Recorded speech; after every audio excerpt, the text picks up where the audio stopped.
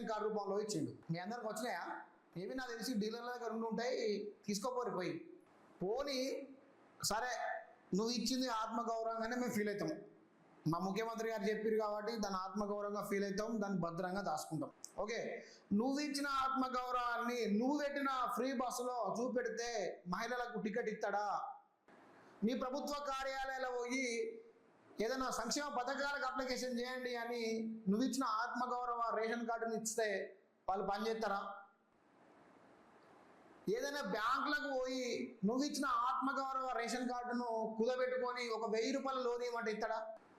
ఏదన్నా ఎయిర్పోర్ట్కి పోయి నాకు మా ప్రభుత్వం ఆత్మగౌరవం ఇచ్చింది ఈ రేషన్ కార్డు, దీన్ని తీసుకొని నాకు ఒక టికెట్ ఇవ్వండి, నేను హైదరాబాద్ నుంచి బెంగళూరు పోవాలి అంటే ఆ టికెట్ ఇస్తాడా?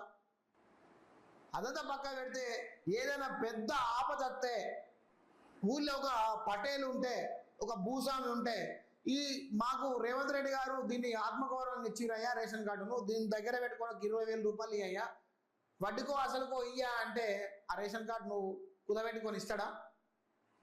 మరి అది నీ ప్రభుత్వ కార్యాలయాలే పనిచేయది, నువ్వు పెట్టిన ఫ్రీ బస్సులో పనిచేయది, ఓ దగ్గర పెట్టుకుందామన్నా అట్లా పనిచేయది, బ్యాంకు దగ్గర పనిచేయది, ఓ ఎయిర్పోర్ట్లో పనిచేయది, ఏం పనిచేయది?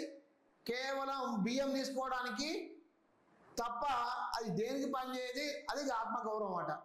దాన్ని ఆత్మగౌరవం అని చెప్పుకొని ఇట్లా చూపెడుతున్నాడు. అనవసరంగా ప్రజల చెవులల్లా పువ్వులు పెడితే కొంచెం అందంగానే ఉంటాయి, కనబడతాయి. మీరు ఎకాఎకిన పట్టుకొని వచ్చి కార్డులను చూపెట్టి చెవులల్లా కాలిఫైర్లు పెడితే ప్రజల ముఖాలలో ప్రతిబింబం కనబడదు. రేవంతన్నా, అర్థమయ్యే ఉంటుంది నీకు దీని గురించి.